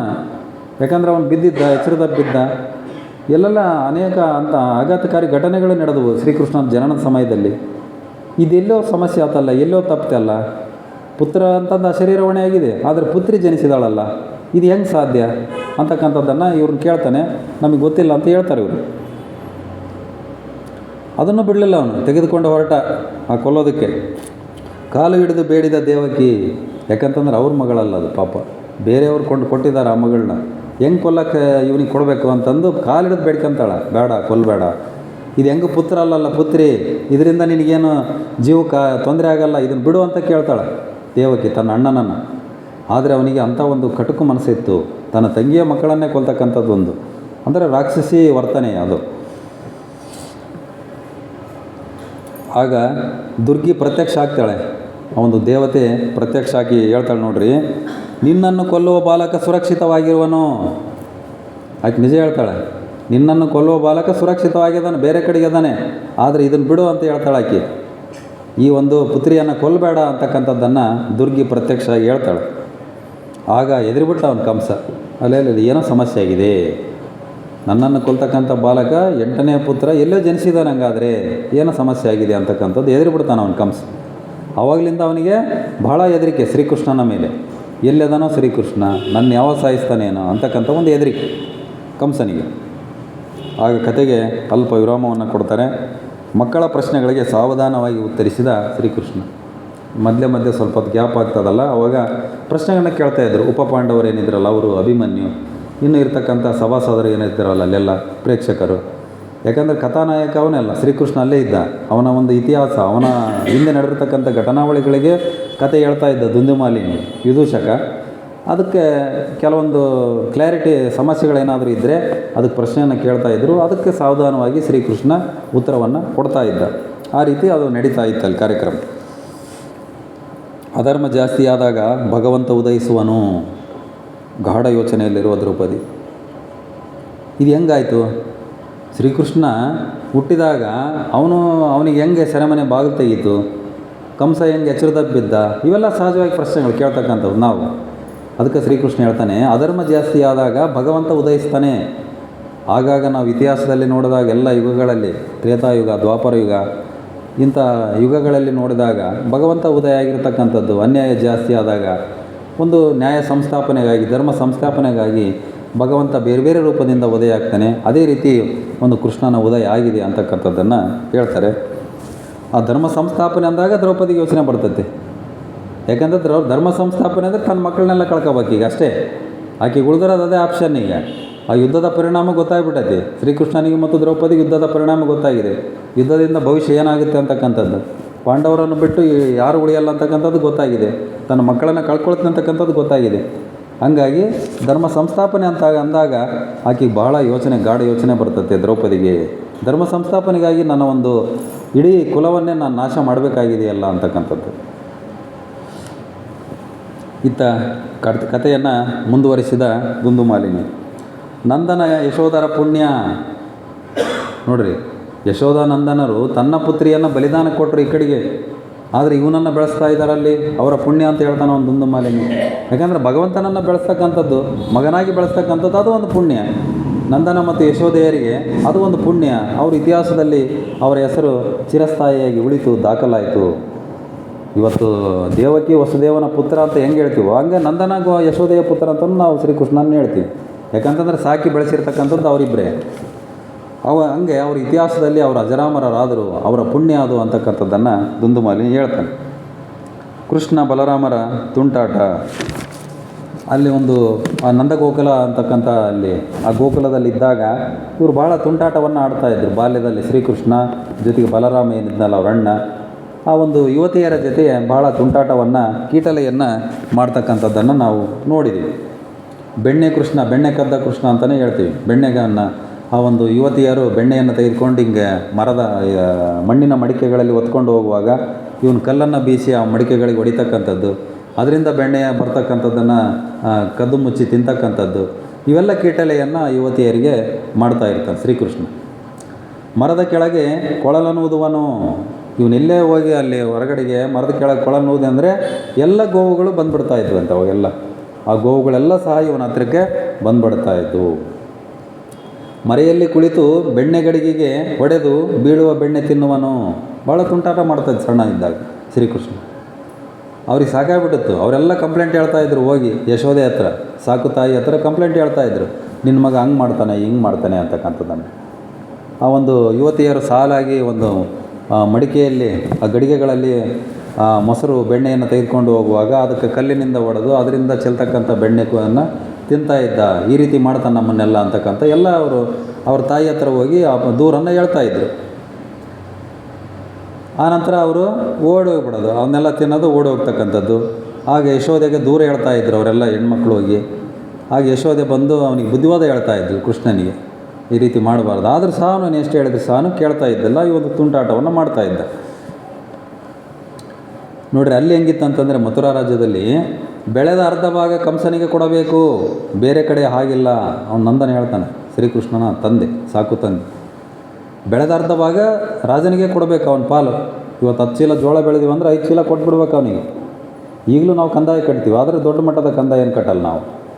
ಈಗಲೂ ಸಹ ಭೂಮಿಗಳಿಗೆ, ನಾವು ಬೆಳೀತಕ್ಕಂಥ ಭೂಮಿಗಳಿಗೆ, ಮನೆಗಳಿಗೆ ಕಂದಾಯವನ್ನು ಕಟ್ತೀವಿ, ಆದರೆ ದೊಡ್ಡ ಮಟ್ಟದ ಕಂದಾಯ ಏನಿಲ್ಲ. ಆದರೆ ಮೊದಲೆಲ್ಲ ರಾಜರ ಆಳ್ವಿಕೆಯಲ್ಲಿ ಆ ರೀತಿ ಇತ್ತು, ಕಾಲು ಭಾಗ ಕೊಡಬೇಕು, ಅರ್ಧ ಭಾಗ ಕೊಡಬೇಕು. ಅನೇಕ ಪ್ರಜಾಪಾಲಕ ರಾಜರಾದರೆ ಸ್ವಲ್ಪ ಕಡಿಮೆ ಮಾಡ್ಕೊಳ್ತಾ ಇದ್ದರು ತೆರಿಗೆಯನ್ನು, ಪಾಲನ್ನು. ಆದರೆ ಪ್ರಜೆಗಳಿಗೆ ಹಿಂಸೆ ಕೊಡ್ತಕ್ಕಂಥ ಅನೇಕ ರಾಜರುಗಳು ಭಾರತದಲ್ಲಿ ಈ ರೀತಿ ಅರ್ಧ ಪಾಲನ್ನು ಇಸ್ಕೊಳ್ತಕ್ಕಂಥದ್ದು ಸಹ ಇತಿಹಾಸದಲ್ಲಿ ಅದಾವೆ. ಹಂಗೆ ಕಂಸನಿಗೆ ತಾವು ಬೆಳೆದದ್ದು ಅರ್ಧನೇ ಕೊಡಬೇಕು ಪೂರ್ತಿ. ಅಲ್ಲಿ ಅವರಲ್ಲಿ ಈಗ ಅವ್ರ ಬೆಣ್ಣೆ ಅವರಲ್ಲಿ ಆಗುತ್ತಪ್ಪ ಅಂತಂದ್ರೆ ಅದರಲ್ಲಿ ಅರ್ಧ ಬೆಣ್ಣೆ ಅವನಿಗೆ ಕೊಡಬೇಕು, ಅರ್ಧ ತುಪ್ಪ ಅವರಿಗೆ ಕೊಡಬೇಕು. ಈ ರೀತಿ ಹಾಲು, ಬೆಣ್ಣೆ, ತುಪ್ಪ ಕರ ನೀಡಲು ಹೊರಟಾಗ ಕೃಷ್ಣ ಮಡಿಕೆ ಹೊಡೆಯುತ್ತಾನೆ. ನಾವು ತೆರಿಗೆ ಕೊಡಬೇಕಾಗಿದೆ, ಇಷ್ಟು ಕುಡಿಕೆ ಬೆಣ್ಣೆ, ಇಷ್ಟು ಕುಡಿಕೆ ತುಪ್ಪ, ಇಷ್ಟು ಕುಡಿಕೆ ಹಾಲು. ಆವಾಗ ಈ ಕೃಷ್ಣ ಏನು ಮಾಡ್ತಾನೆ, ಆ ಮಡಿಕೆಯನ್ನು ಹೊಡೆದು ಬಿಡ್ತಾನೆ ನಮಗೆ. ಅವಾಗ ಕಂಸರಾಜ ಸುಮ್ಮನೆ ಇರಲ್ಲ, ನಮ್ಮನ್ನು ನಾವು ನೀ ತೆರಿಗೆಯನ್ನು ಕೊಡಲೇಬೇಕು ಅಂತಕ್ಕಂಥ ಗೋಳು ಅವ್ರದ್ದು. ಇವನು ಕೃಷ್ಣನ ತುಂಟಾಟ ಮಿತಿ ಮೀರಿಬಿಟ್ಟದೆ ಅಂತಕ್ಕಂಥದ್ದನ್ನು ಆ ಒಂದು ಅವರಮ್ಮ ಯಶೋದೆಗೆ ದೂರ ಹೇಳ್ತಾ ಇರ್ತಾರೆ. ಆಗ ಕೃಷ್ಣ ಹೇಳ್ತಾನೆ, ನೋಡ್ರಿ ಕಂಸನಿಗೆ ಏಕೆ ನೀಡಬೇಕು, ಅವನೇನು ಸಣ್ಣನಲ್ಲ, ಪ್ರಶ್ನೆ ಮಾಡ್ತಕ್ಕಂಥದ್ದು ಸಹಜ. ಅವನಿಗೆ ಯಾಕೆ ಕೊಡಬೇಕು? ನಿಮ್ಮ ಮನೆಗೆ ತುಪ್ಪ ಮಾಡಿದ್ದು, ಬೆಣ್ಣೆ ಮಾಡಿದ್ದು, ಹಾಲಿದ್ದು ಅವನಿಗೆ ಯಾಕೆ ಕೊಡಬೇಕು ಅಂತಕ್ಕಂಥ ಪ್ರಶ್ನೆಯನ್ನು ಕೇಳ್ತಾರೆ. ಅವನಿಗೆ ಜರಾಸಂಧನ ಬಲವಿದೆ ನೋಡ್ರಿ, ಪಕ್ಕೆ ಮಗಧ ರಾಜ್ಯದ ಜರಾಸಂಧನ ಅವ್ರ ಮಾವ, ಅವನ ಬಲ ಐತೆ. ಹಂಗಾಗಿ ನಾವು ಅವ್ರು ಹೇಳಿದಂಗೆ ಕೇಳಲೇಬೇಕು ಅಂತಕ್ಕಂಥದ್ದು ಪ್ರಜೆಗಳು. ರಾಜನಿಗೆ ಎದುರಿ ಆಗಲು ಸಹ ಅವನಿಗೆ ಕೊಡಲೇಬೇಕು ಅಂತಕ್ಕಂಥದ್ದನ್ನು ಹಿಂದೆಲ್ಲ ರಾಜರುಗಳಿಗೆ ಎದುರಿ ಕೂಡ ಆ ಒಂದು ಕಂದಾಯವನ್ನು, ತೆರಿಗೆಯನ್ನು ಕೊಡ್ತಕ್ಕಂಥದ್ದು ನೋಡಿರಿ. ಬೃಂದಾವನಕ್ಕೆ ತೆರಳಲು ನಂದನ ಪರಿವಾರ ನಿರ್ಧಾರ ಆಯಿತು. ಇಲ್ಲಿದ್ದರೆ ಬರೀ ಇವನಿಗೆ ತೆರಿಗೆ ಕಟ್ಟಿದಂಗೆ ಕೊಡೋಕ್ಕೆ ಆಗುತ್ತೆ, ನಾವೇನು ಇಲ್ಲಿ ಮಾಡೋಕ್ಕಾಗೋದಿಲ್ಲ. ಹಂಗಾಗಿ ನಾವು ಬೃಂದಾವನಕ್ಕೆ ಹೋಗೋಣ, ಬೇರೆ ಊರಿಗೆ ಹೋಗ್ಬಿಡೋಣ. ಈ ಒಂದು ಕಂಸನ ರಾಜ್ಯದಿಂದನೇ ಬೇರೆ ಕಡೆಗೆ ಹೋಗ್ಬಿಡೋಣ ನಾವು, ಅವಾಗ ನಾವು ಆರಾಮಾಗಿ ಇರ್ಬೋದಲ್ಲ ಅಂತಕ್ಕಂಥದ್ದನ್ನು ಒಂದು ನಂದನ ಅವರ ಒಂದು ಪರಿವಾರ, ಅವರ ಕುಟುಂಬ ಎಲ್ಲ ನಿರ್ಧಾರ ಮಾಡ್ತತೆ. ಅವ್ರ ಸಂಬಂಧಿಕರು ಏನಿರ್ತಾರಲ್ಲ ಅವರು ಒಂದು 7-8 ಕುಟುಂಬಗಳು, ನಾವು ಈ ಊರ ಬಿಟ್ಟು ಹೋಗ್ಬಿಡ್ಬೇಕಪ್ಪ. ಇವನಿಗೆ ಕಂಸನಿಗೆ ತೆರಿಗೆ ಕೊಡೋದು ಬೇಡ, ಅವ್ನು ನಾವು ಬೆಳೆದದ್ದು ಪೂರ್ತಿ ಅರ್ಧ ಕೊಡೋದು ಬೇಡ, ನಾವು ಹೊರಗಡೆಗೆ ಹೋಗ್ಬಿಡೋಣ, ಬೇರೆ ಒಂದು ಪ್ರದೇಶಕ್ಕೆ ಹೋಗ್ಬಿಡೋಣ. ಅವನ ರಾಜ್ಯದ ವ್ಯಾಪ್ತಿಯಲ್ಲಿ ಇಲ್ಲದೇ ಇರತಕ್ಕಂಥ ಬೇರೆ ಪ್ರದೇಶ ಬೃಂದಾವನ, ಅದಕ್ಕೆ ಹೋಗ್ಬಿಡೋಣ ಅಂತಕ್ಕಂಥ ಒಂದು ನಿರ್ಧಾರವನ್ನು ಮಾಡ್ತಾರೆ. ಆ ಬೃಂದಾವನಕ್ಕೆ ಹೋಗ್ಬೇಕಂತಂದ್ರೆ ಅಲ್ಲಿ ಯಮುನಾ ನದಿಯನ್ನು ದಾಟಿ ಹೋಗ್ಬೇಕಾಗಿತ್ತು. ಯಮುನಾ ನದಿ ಆ ಕಡೆ ದಾಟಿ ಆ ಕಡೆಗೆ ಹೋಗ್ಬೇಕಾಗಿತ್ತು. ಅವಾಗೆಲ್ಲ ನದಿಗಳು ಬೋರ್ಗರಿತಿದ್ವು, ಭಾಳ ಭರ್ಜರಿ ಹರಿತಾ ಇದ್ವು. ಸುಲಭವಾಗಿ ಆ ಕಡೆಯಿಂದ ಈ ಕಡೆಗೆ ಒಂದು ಸಂಚರಿಸೋದಕ್ಕೆ ಆಗೋದಿಲ್ಲ, ಆಗ್ತಾ ಇದ್ದಿಲ್ಲ. ಈಗಿನ ಹಂಗೆ ಸೇತುವೆಗಳು, ಅನೇಕ ಒಂದು ಸೌಕರ್ಯಗಳು ಇದ್ದಿಲ್ಲ. ಜೊತೆಗೆ ಆ ನದಿಯಲ್ಲಿ ಒಂದು ಕಾಳಿಂಗ ಸರ್ಪ ಅಂತಕ್ಕಂಥದ್ದು ಇದೆ. ಆ ಕಾಳಿಂಗ ಸರ್ಪ ನದಿಯಾಗ ಹೋಗಾರನ್ನ ಯಾರನ್ನೂ ಬಿಡಲ್ಲ, ಕಚ್ಚಿಬಿಡ್ತೈತಿ. ಆ ಕಡೆಗೆ ಹೋಗಕ್ಕೆ ಯಾರನ್ನೂ ಬಿಡಲ್ಲ. ಅಂಥ ಒಂದು ದೊಡ್ಡ ಕಾಳಿಂಗ ಸರ್ಪ ಅಂತಂದರೆ 7 ಎಡೆ ಕಾಳಿಂಗ ಸರ್ಪ ಅಂತ ಏನು ಹೇಳ್ತೀವಲ್ಲ, ಅಂಥ ಒಂದು ದೊಡ್ಡ ಸರ್ಪನೇ ಆ ನದಿಯಲ್ಲಿದೆ. ಹಾಗಾಗಿ ನಾವು ಆ ಕಡೆ ಯಾರೂ ಹೋಗೋಕ್ಕಾಗಲ್ಲಲ್ಲ ಅಂತಂದು ಚಿಂತೆ ಆಯ್ತು ಅವನಿಗೆ, ಹೆಂಗೆ ಮಾಡೋಣ. ಅದೇ ಸಮಯದಲ್ಲಿ ಅಷ್ಟಂತದ್ದಂಗೆ ಇವನು ಶ್ರೀಕೃಷ್ಣ ನದಿಗೆ ಹೋಗ್ಯಾಬಿಡ್ತಾನೆ, ಆ ಯಮುನಾ ನದಿಗೆ ಹೋಗ್ಯಾಬಿಡ್ತಾನೆ. ಇವ್ರಿಗೆ ಗಾಬರಿ ಆಗಿಬಿಡುತ್ತೆ ನಂದನಿಗೆ, ಯಶೋದೆ ಅವರಪ್ಪ ಅಮ್ಮಗೆ. ಅವನು ಒಬ್ಬ ಸಣ್ಣ ಬಾಲಕ, ಅವನೇನು ಚಿಕ್ಕ ಬಾಲಕ ಶ್ರೀಕೃಷ್ಣ. ಆ ಕಾಳಿಂಗ ಸರ್ಪ ಇದೆ ಆ ನದಿಯಲ್ಲಿ, ಇವನು ಹೋಗಿಬಿಟ್ನಲ್ಲ ಅಂತಕ್ಕಂಥ ಹೆದರಿಕೆ ಅವರಿಗೆ. ನದಿಗೆ ಹೋಗಬೇಡ ಅಂತ ಸ್ನೇಹಿತರು ಜೊತೆಗೆ ಹೋಗಿದ್ರು ಸ್ನೇಹಿತರು, ಇವನು ನದಿಗೆ ಇಳಿದುಬಿಟ್ಟ. ಅದನ್ನು ವಾಪಸ್ ಸುದ್ದಿ ಬಂದು ಹೇಳಿದ್ರು ಅವ್ರ ಸ್ನೇಹಿತರು, ಇಲ್ಲ ನಾವು ನದಿ ಹತ್ರ ಹೋಗಿದ್ವಿ, ಈ ರೀತಿ ಶ್ರೀಕೃಷ್ಣ ಬೇಡ ಅಂದ್ರೆ ನದಿಗೆ ಇಳಿದುಬಿಟ್ಟ ಅಂತಂದು ಸುದ್ದಿ ತಂದರು. ಇವ್ರಿಗೆ ಗಾಬರಿ ಆಗಿಬಿಡುತ್ತೆ, ಇವರಿಗೆ ಯಶೋಧ ಮತ್ತು ನಂದನ ದಂಪತಿಗಳಿಗೆ ಗಾಬರಿ ಆಗಿಬಿಡುತ್ತೆ. ಅವ್ನು ಚಿಕ್ಕ ಮಗು, ಅದು ನೋಡಿದರೆ ದೊಡ್ಡ ಕಾಳಿಂಗ ಸರ್ಪ, ಅದು ಉಳಿಸೋದಿಲ್ಲ ನನ್ನ ಮಗನ ಅಂತಕ್ಕಂಥದ್ದು. ಓಡಿ ಬರ್ತಾರೆ ಎಲ್ಲರೂ, ನದಿ ತೀರದ ಹತ್ರ ಓಡಿ ಬರ್ತಾರೆ. ನದಿಯಲ್ಲಿ ಇಳಿದಿರುವ ಕೃಷ್ಣ ನದಿಯಲ್ಲಿ ಇಳಿದುಬಿಟ್ಟಿದ್ದಾನೆ ಆಲ್ರೆಡಿ. ಯಮುನಾ ನದಿ ಭಾಳ ದೊಡ್ಡ ಮಟ್ಟಕ್ಕೆ ಕರಿತಕ್ಕಂಥ ನದಿ. ಕೂಗುತ್ತಿರುವ ಜನರು, ನದಿ ಬಿಟ್ಟು ಹೊರಗೆ ಬಾ ಅಂತ ಎಲ್ಲ ಜನ ಕರೆಯಕತ್ತಾರೆ. ಎಲ್ಲ ಆ ಒಂದು ವಟಾರದಲ್ಲಿರ್ತಕ್ಕಂಥ ಎಲ್ಲ ಜನರು ಹೋಗಿಬಿಟ್ಟಿದ್ದಾರೆ. ಎಲ್ಲರೂ ವಾಪಸ್ ಬಾ ಅಂತ ಕರೀತಾ ಇದ್ದಾರೆ. ಅಲ್ಲಿ ಕಾಳಿಂಗ ಸರ್ಪ ಇದೆ, ಅದ್ರ ತಂಟೆಗೆ ಹೋಗಬೇಡ, ವಾಪಸ್ ಬಂದುಬಿಡು ಅಂತಕ್ಕಂಥದ್ದನ್ನು ಕರೀತಾ ಇದ್ದಾರೆ. ಜೊತೆಗೆ ಇವರಪ್ಪ ಇವರಮ್ಮ ಸಹ ಕರೀತಾ ಇದ್ದಾರೆ. ಆದಿಶೇಷನ ತಲೆಯ ಮೇಲೆ ಕೃಷ್ಣನ ನರ್ತನ ನೋಡ್ರಿ. ಇವನೇನು ಮಾಡಿದ, ಆ ಒಂದು ಆದಿಶೇಷನನ್ನೇ ಮಣಿಸಿ, ಆ ಒಂದು ಕಾಳಿಂಗ ಸರ್ಪ ಅಂತ ಏನು ಹೇಳ್ತೀವಲ್ಲ, ಆ ಕಾಳಿಂಗ ಸರ್ಪನನ್ನು ಮಣಿಸಿ ಅದರ ತಲೆಯ ಮೇಲೆ ಇವನು ನರ್ತನವನ್ನು ಮಾಡ್ತಾ ಇದ್ದಾನೆ. ಅದು ನದಿ ಒಳಗಡೆ, ಅದನ್ನೆಲ್ಲರೂ ನೋಡ್ತಾ ಇದ್ದಾರೆ ಆಶ್ಚರ್ಯಚಕಿತರಾಗಿ. ಆ ಕಾಳಿಂಗ ಸರ್ಪವನ್ನೇ ಮಣಿಸ್ಬಿಟ್ನಲ್ಲ ಶ್ರೀಕೃಷ್ಣ, ಆದಿಶೇಷನನ್ನು ಮಣಿಸ್ಬಿಟ್ನಲ್ಲ ಶ್ರೀಕೃಷ್ಣ ಅಂತಕ್ಕಂಥದ್ದು. ಅವಾಗ ಶ್ರೀಕೃಷ್ಣನ ಮಹತ್ವ ಏನು ಅಂತಕ್ಕಂಥದ್ದು, ಇವನು ಚಿಕ್ಕ ಹುಡುಗನಾಗಿದ್ದರೂ ಇವನಲ್ಲಿ ಒಂದು ದೈವಿಕ ಅಂಶ ಇದೆ ಅಂತಕ್ಕಂಥದ್ದನ್ನು ಅವರು ಗುರುತಿಸ್ತಾರೆ, ತಂದೆ ತಾಯಿ ಗುರುತಿಸ್ತಾರೆ, ಆ ಊರಿನವ್ರು ಸಹ ಗುರುತಿಸ್ತಾರೆ. ಆತಂಕಗೊಂಡಿರುವ ನಂದನ, ಆದರೂ ಸಹ ಇವ್ರಿಗೇನು ಹೆದರಿಕೆ ಇದೆ. ಯಾಕಂದರೆ ಆದಿಶೇಷನ ತಲೆಯ ಮೇಲೆ ಇವನು ನಿಂತ್ಕೊಂಡ್ಬಿಟ್ಟಿದ್ದಾನೆ. ಅದು ಸರ್ಪ ಯಾವಾಗ ಕಡಿತತೆ ಏನೋ, ದೊಡ್ಡ ಸರ್ಪ, ಕಾಳಿಂಗ ಸರ್ಪ ಆದಿಶೇಷ. ಹಂಗಾಗಿ ಇವ್ರಿಗಿನ್ನೂ ಆತಂಕ ಇದೆ. ಜನರು ಕೃಷ್ಣನ ಸಾಮರ್ಥ್ಯ ಕಂಡು ಸಂತಸಗೊಂಡರು. ಭಾಳ ಸಂತೋಷ ಆಗ್ಬಿಡ್ತಾರೆ ಜನಗಳಿಗೆ. ಯಾಕಂತಂದ್ರೆ ಆದಿಶೇಷ ಕಾಳಿಂಗ ಸರ್ಪವನ್ನು ಮಣಿಸ್ತಕ್ಕಂಥ ಒಂದು ಸಾಮರ್ಥ್ಯ ಯಾರಲ್ಲೇ ಇದ್ದಿಲ್ಲ ಅಲ್ಲಿ. ಅಂತನೂ ಆ ಒಂದು ಆದಿಶೇಷನ ಒಂದು ಕಾಳಿಂಗ ಸರ್ಪದ ಎಡೆಯ ಮೇಲೆ ಇವನು ನರ್ತನವನ್ನು ಮಾಡ್ತಾ ಇದ್ದಾನಂದರೆ ಇವನು ಸಾಮಾನ್ಯದನಲ್ಲ, ಇವನು ಭಗವಂತನ ಒಂದು ಪ್ರತಿರೂಪನೇ ಶ್ರೀಕೃಷ್ಣ ಅಂತಕ್ಕಂಥದ್ದು ಅವರಿಗೆ ಅವಾಗ ಮನವರಿಕೆ ಆಗ್ತದೆ. ಅಷ್ಟು ಕಥೆಯನ್ನು ಹೇಳಿದ ಮೇಲೆ ದುಂದುಮಾಲಿನಿ ಸ್ವಲ್ಪ ವಿರಾಮದಲ್ಲಿ ಪ್ರಶ್ನೆಯನ್ನು ಕೇಳ್ತಾರೆ ಇವರು ಮಕ್ಕಳೆಲ್ಲ, ಉಪಪಾಂಡವರವರೆಲ್ಲ. ಅದು ಹೇಗೆ ಧೈರ್ಯ ಬಂತು ಅಂತ ಕೇಳ್ತಾರೆ ಶ್ರೀಕೃಷ್ಣನನ್ನು. ಯಾಕಂದರೆ ನೇರವಾಗಿ ಅವನೇ ಅದಾನಲ್ಲಿ ಈಗ ಅಲ್ಲಿ ಪ್ರಶ್ನೆಯನ್ನು ಕೇಳೋದಕ್ಕೆ. ಅದು ಹೆಂಗೆ ಬಂತು, ಇನ್ನೂ ಸಣ್ಣ ಹುಡುಗಿದ್ದೆ ನೀನು ಶ್ರೀಕೃಷ್ಣ, ಆ ಧೈರ್ಯ ಹೆಂಗೆ ಬಂತು, ಕಾಳಿಂಗ ಸರ್ಪದ ಎಡೆ ಮೇಲೆ ನಿಂತ್ಕೊಳ್ತಕ್ಕಂಥ ಧೈರ್ಯ ಹೆಂಗೆ ಬಂತು ಅಂತಕ್ಕಂಥದ್ದನ್ನು ಕೇಳ್ತಾರೆ. ಪ್ರಯತ್ನ ಮಾಡಬೇಕು, ಶ್ರೀಕೃಷ್ಣ ಹೇಳ್ತಾನೆ, ಪ್ರಯತ್ನ ಮಾಡಬೇಕು. ಸುಮ್ಮನೆ ಆಗದು ಎಂದು ಕೈಕಟ್ಟಿ ಕುಳಿತರೆ ಸಾಗದು ಕೆಲಸವು ಮುಂದೆ ಅಂತ ಒಂದು ಹಾಡ ಇದೆ. ಅಂದರೆ ಪ್ರಯತ್ನವನ್ನು ಮಾಡಬೇಕು, ಸಾಧ್ಯತೆ ಇದ್ದೇ ಇರ್ತೈತಿ, ಆದರೆ ಪ್ರಯತ್ನನೇ ಮಾಡಿದೆ ನಾವು ಸೋಲಬಾರ್ದು ಅಂತಕ್ಕಂಥದ್ದನ್ನು ಶ್ರೀಕೃಷ್ಣ ಹೇಳ್ತಾನೆ. ಕತೆ ಮುಂದುವರಿಸಿದ ದುಂದುಮಾಲಿನಿ. ಆ ದುಂದುಮಾಲಿನಿ ಪಾತ್ರ ಭಾಳ ಚೆನ್ನಾಗಿದೆ ಆ ಮಹಾಭಾರತದಲ್ಲಿ. ನೋಡಿದರೆ ಅನ್ನಿಸ್ತದೆ ಯಾರಾದರೂ. ಆ ದುಂದುಮಾಲಿನಿ ಪಾತ್ರ ಭಾಳ ಚೆನ್ನಾಗಿದೆ. ಭಾಳ ನಾವು ನೋಡಿದರೆ ನಗಬೇಕು ಅಂಥ ಒಂದು ಪಾತ್ರದಲ್ಲಿ ಒಂದು ವಿವರಗಳನ್ನು ಭಾಳ ಚೆನ್ನಾಗಿ ಕಟ್ಕೊಡ್ತಾನೆ. ಇತ್ತ ಇವರು ಬೃಂದಾವನಕ್ಕೆ ಹೋಗಿಬಿಡ್ತಾರೆ. ಆ ಯಮುನಾ ನದಿಯನ್ನು ದಾಟಿ ಇವರ ಪರಿವಾರ ಏನೈತಲ್ಲ, ಇವರ ಕುಟುಂಬಗಳೆಲ್ಲ ಸಹ ಬೃಂದಾವನಕ್ಕೆ ಶಿಫ್ಟ್ ಆಗ್ತಾರೆ ಅವರೆಲ್ಲ. ಯಾಕಂದರೆ ಇಲ್ಲಿ ಕಂಸನ ಆಳ್ವಿಕೆ ಇದೆ, ಇವನ ಕಾಟ ಜಾಸ್ತಿ ಆಗಿದೆ ಅಂತಕ್ಕಂಥದ್ದನ್ನು ಬೃಂದಾವನಕ್ಕೆ ಹೋಗಿಬಿಡ್ತಾರೆ. ಅಲ್ಲಿ ರಾಧಾಕೃಷ್ಣನ ಪ್ರೇಮ ಪರಿಣಯ ಆರಂಭ. ಆ ಬೃಂದಾವನದಲ್ಲಿ ರಾಧೆ ಇರ್ತಾಳೆ. ಆ ಬೃಂದಾವನದಲ್ಲಿ ಇವರು ಹೋದಾಗ ರಾಧೆ ಅಲ್ಲಿ ಬೆಳೆದಿರ್ತಾಳೆ ಬೃಂದಾವನದಲ್ಲಿ. ಆವಾಗ ಇವರ ಒಂದು ಪ್ರೇಮ ಪ್ರಾರಂಭ ಆಗುತ್ತೆ ಅಂತಕ್ಕಂಥದ್ದಲ್ಲಿ ಬೃಂದಾವನದಲ್ಲಿ. ಪ್ರಾರಂಭದಲ್ಲಿ ಅವರು ಕೋಲಾಟವನ್ನು ಆಡ್ತಾ ಇರ್ತಾರೆ. ಹಿಂದೆಲ್ಲ ಬಹುತೇಕ ಇತ್ತೀಚೆಗೆ ಸಹ ಹಳ್ಳಿಗಳಲ್ಲಿ ಕೋಲಾಟಗಳನ್ನು ಆಡ್ತಾಯಿದ್ರು. ಈಗೆಲ್ಲ ಕೋಲಾಟ ಸಹ ಹಳ್ಳಿಗಳಲ್ಲಿ ಸಹ ನಿಂತುಬಿಟ್ಟದ್ದು ಅನಿಸ್ತದೆ ನನಗೆ. ಹಬ್ಬ ವಿಶೇಷವಾಗಿ ಗೌರಿ ಹುಣ್ಣಿಮೆಗಳ ದಿನಗಳಂದು ಹೆಣ್ಮಕ್ಳುಗಳು ಹಳ್ಳಿಗಳಲ್ಲಿ ಕೋಲಾಟಗಳನ್ನ ಆಡ್ತಾಯಿದ್ರು ದೇವಸ್ಥಾನದ ಮುಂದೆ. ನಾನು ನೋಡಿದಂಗೆ ಈಗೆಲ್ಲ ಪೂರ್ತಿ ಕಮ್ಮಿ ಆಗಿಬಿಟ್ಟದ್ದು. ಹೆಣ್ಮಕ್ಳು ಯಾರೂ ಕೋಲಾಟದಲ್ಲಿ ಭಾಗವಹಿಸೋದೇ ಇಲ್ಲ. ಈ ಕೋಲಾಟ ಎಲ್ಲೈತಂದ್ರೆ ಈ ಶಾಲೆಗಳಾಗ ಇದನ್ನು ಮಾಡ್ತೀವಿ ನಾವು, ಪ್ರತಿಭಾ ಕಾರಂಜಿ ಅಂತಂದು. ಅಲ್ಲಷ್ಟೇ ಕೋಲಾಟ ಇರೋದು, ಎಲ್ಲೆಲ್ಲಿಗೆ ಕೋಲಾಟಗಳು ಉಳದೇ ಇಲ್ಲ. ಅವು ಶಾಲಾ ಮಕ್ಕಳಿಗೆ ಅಷ್ಟೇ ನಾವು ಮಾಡಿಸ್ತಾ ಇದ್ದೀವಿ, ಅಲ್ಲಷ್ಟೇ ಕೋಲಾಟ ಇದೆ. ಆ ಒಂದು ಕೋಲಾಟದಲ್ಲಿ ಅದು ಕೋಲಾಟ ಅಂತಂದ್ರೆ ಸುಮ್ಮನೆ ಅಲ್ಲ, ಭಾಳ ಚಾಕಚಕ್ಯತೆ ಆಟ ಅದು.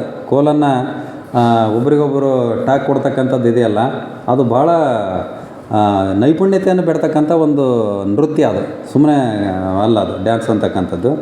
ಯಾಕಂದ್ರೆ ಅದನ್ನು ಭಾಳ ಲಯಬದ್ಧವಾಗಿ ಆ ಕೋಲನ್ನು ಕುಟ್ಕೊಳ್ತಾ ಹೋಗ್ಬೇಕು. ಅದು ಒಂದು ರೀತಿಯ ಒಂದು ನಾದ ಬರ್ತದೆ. ಅದು ಆ ಒಂದು ಗೋಪಿಕೆಯರೊಂದಿಗೆ ಗೋಪಾಲ ನೃತ್ಯ ಎಲ್ಲ ಹುಡುಗಿಯರ ಜೊತೆ ಹೆಣ್ಮಕ್ಳ ಜೊತೆ ಇವನ್ನೆಲ್ಲ ನೃತ್ಯವನ್ನು ಮಾಡ್ತಾ ಇರ್ತಾನೆ ಶ್ರೀಕೃಷ್ಣ. ಅವರೆಲ್ಲರಿಗೂ ಪ್ರೀತಿ ಪಾತ್ರನಾಗಿರ್ತಾನೆ ಗೋಪಿಕೆಯರಿಗೆ ಅಂತಕ್ಕಂಥದ್ದು. ಅದೇ ಸಮಯದಲ್ಲಿ ಆ ಬೃಂದಾವನದಲ್ಲಿ ಇಂದ್ರನ ಯಜ್ಞಕ್ಕೆ ಸಹಸ್ರ ಗೋವು ದನ ಕನಕ ಕೇಳಿದ ಬ್ರಾಹ್ಮಣರು. ಪ್ರತಿ ವರ್ಷ ಅಲ್ಲಿ ಆ ಒಂದು ಇಂದ್ರನ ಒಂದು ಯಜ್ಞ ಮಾಡ್ತಾ ಇರ್ತಾನೆ. ಯಜ್ಞ ಯಾಗ ಅಂತ ಏನು ಹೇಳ್ತೀವಲ್ಲ, ಅದಕ್ಕೆಲ್ಲರೂ ಸಹ ಇವರು ಕೊಡಬೇಕಾಗಿತ್ತು.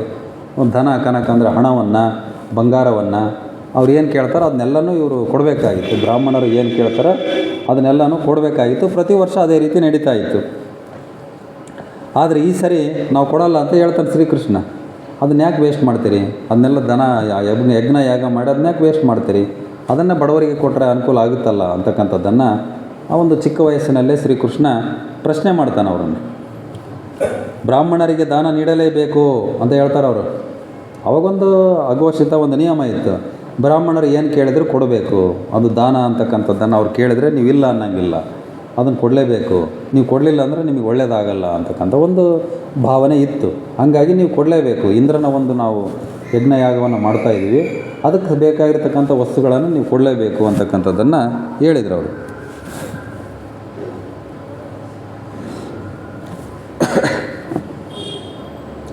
ಅದಕ್ಕೆ ಶ್ರೀಕೃಷ್ಣ ಹೇಳ್ತಾನೆ ನೋಡ್ರಿ, ನಾವು ಯಜ್ಞಯಾಗಾದಿಯನ್ನು ಮಾಡೋದು ಬೇಡ, ಇಲ್ಲಿ ಗೋವರ್ಧನ ಗಿರಿಯನ್ನು ಪೂಜಿಸೋಣ. ಅಲ್ಲಿ ಒಂದು ಗಿರಿ ಅಂತಂದರೆ ಬೆಟ್ಟ, ಗೋವರ್ಧನ ಗಿರಿ. ಅಲ್ಲಿ ಬೆಟ್ಟ ಇದೆ. ಆ ಬೆಟ್ಟದಲ್ಲಿ ಹುಲ್ಲು ಬೆಳೀತದೆ. ಆ ಹುಲ್ಲು ನಮ್ಮ ಹಸುಗಳಿಗೆ ಆಧಾರ. ನಮ್ಮ ಗೋವುಗಳಿಗೆ ಏನದವಲ್ಲ, ಆ ಗೋವುಗಳು ಪ್ರತಿದಿನ ಮೇಯಲು ಹೋಗ್ತಕ್ಕಂಥ ಒಂದು ಸ್ಥಳ ಗೋವರ್ಧನಗಿರಿ. ಅದು ನಮಗೆ ಆಧಾರ. ಆ ಹಸುಗಳಿಗೆ ಮೇವು ಕೊಡ್ತಕ್ಕಂಥ ಒಂದು ಪ್ರದೇಶ ಅದು ಗೋವರ್ಧನಗಿರಿ. ಅದನ್ನು ನಾವು ಪೂಜೆ ಮಾಡಿದ್ರೆ ಆಯ್ತಲ್ಲ, ಯಜ್ಞಯಾಗಗಳನ್ನು ಯಾಕೆ ಮಾಡಬೇಕು? ಆ ಒಂದು ಚಿಕ್ಕ ವಯಸ್ಸಿನಲ್ಲೇ ಪ್ರಶ್ನೆಯನ್ನು ಕೇಳ್ತಾ ಇರ್ತಾನೆ ಅವನು. ಯಾಕಂತಂದರೆ ಗೋವುಗಳು ಮೇದವಪ್ಪ ಅಂತಂದ್ರೆ ಅವು ನಮಗೆ ಹಾಲನ್ನು ಕೊಡ್ತವೆ, ಅದರಿಂದ ಹೈನುಗಾರಿಕೆಯನ್ನು ಮಾಡ್ಬೋದು, ನಮಗೆಲ್ಲ ರೀತಿಯಿಂದ ಅನುಕೂಲ ಆಗ್ತದೆ. ಅದನ್ನು ನಾವು ಪೂಜೆ ಮಾಡಬೇಕು, ಗೋವರ್ಧನಗಿರಿಯನ್ನು ನಾವು ಪೂಜೆ ಮಾಡಬೇಕು ಅಂತ ಹೇಳ್ತಾನೆ ಅವನು. ಈ ಯಜ್ಞಯಾಗಾದಿಗಳನ್ನು ಯಾಕೆ ಮಾಡಬೇಕು ಅಂತಕ್ಕಂಥದ್ದನ್ನು ಪ್ರಶ್ನೆ ಮಾಡ್ತಾನೆ. ಯಜ್ಞದ ತುಪ್ಪದ ಮಡಿಕೆ ಕುಡಿದ ಕೃಷ್ಣ ಬಲರಾಮರು, ಇವರೇನು ಯಜ್ಞ ಮಾಡೋಕ್ಕೆ ಪ್ರಾರಂಭ ಮಾಡಿದ್ರಲ್ಲ, ಆ ಒಂದು ಗಡಿಗೆಗಳೆಲ್ಲ ತುಪ್ಪಗಳನ್ನು, ಬೆಣ್ಣೆಯನ್ನು ಎಲ್ಲ ಸುರಿತಾ ಇರ್ತಾರೆ ಬೆಂಕಿಯಲ್ಲಿ. ಯಜ್ಞ ಮಾಡೋದು ನೋಡಿರ್ಬೋದು. ಈಗೆಲ್ಲ ಸ್ವಲ್ಪ ಚೌಟಿಲಿ ಹಾಕ್ತಾರೆ. ಅವಾಗೆಲ್ಲ ಮಡಿಕೆ ಕುಡಿಕೆಯಲ್ಲಿ ಹಿಂಗೆಲ್ಲ ಸುರಿತಾ ಇದೆ. ಅದನ್ನು ಇಷ್ಟಕ್ಕೊಂದು ಯಾಕೆ ವೇಸ್ಟ್ ಮಾಡ್ತೀರಿ ಅಂತಕ್ಕಂಥದ್ದನ್ನು ಪ್ರಶ್ನೆ ಮಾಡ್ತಾನೆ. ಅವನ್ನೆಲ್ಲ ಇವರು ಅವ್ರಿಗೆ ಕಾಣದಂಗೆ ಕುಡಿದು ಅದಕ್ಕೆಲ್ಲ ಕೆಸರು ರಾಡಿ ಎಲ್ಲ ನೀರನ್ನು ಹಾಕಿಬಿಟ್ಟಿರ್ತಾರೆ ಇವರು, ಬಲರಾಮ ಮತ್ತು ಶ್ರೀಕೃಷ್ಣ. ಜೊತೆಗೆ ರಾಧೆ ಸೇರ್ಕೊಂಡಿರ್ತಾಳೆ ಇವ್ರ ಜೊತೆಗೆ, ರಾಧೆ ಮತ್ತು ಅವ್ರ ಸಂಗಡಿಗರು. ಇದನ್ನೆಲ್ಲ ನೋಡಿ ನಂದನನಿಗೆ ದೂರಿದ ಬ್ರಾಹ್ಮಣರು, ಈ ರೀತಿ ಎಲ್ಲ ಇವ್ರು ಕೆಟ್ಟ ಕೆಲಸ ಮಾಡಿಬಿಟ್ಟಿದ್ದಾರೆ. ನಾವು ಯಜ್ಞಯಾಗಾದಿಗಳಿಗೇನು ತುಪ್ಪ ಮತ್ತು ಬೆಣ್ಣೆಯನ್ನು ನಾವೇನು ಮಡಿಕೆಗಳಿಗೆ ಸಂಗ್ರಹ ಮಾಡಿದ್ವಲ್ಲ, ಇವನ್ನೆಲ್ಲ ಕುಡಿದು ಇವರು ಕೆಸರು ರಾಡಿ ಎಲ್ಲ ಹಾಕಿ ನಮಗೆ ಯಜ್ಞಕ್ಕೆ ಅಪಚಾರವನ್ನು ಮಾಡಿದ್ದಾರೆ. ಯಜ್ಞವನ್ನು ಅಪಚಾರ ಮಾಡಿ ನಮಗೆ ತೊಂದರೆ ಮಾಡಿದ್ದಾರೆ ಅಂತಕ್ಕಂಥ ಒಂದು ಕಂಪ್ಲೇಂಟನ್ನು ಅವರಪ್ಪ ನಂದನನಿಗೆ ಬಂದು ಹೇಳ್ತಾರೆ ಬ್ರಾಹ್ಮಣರು.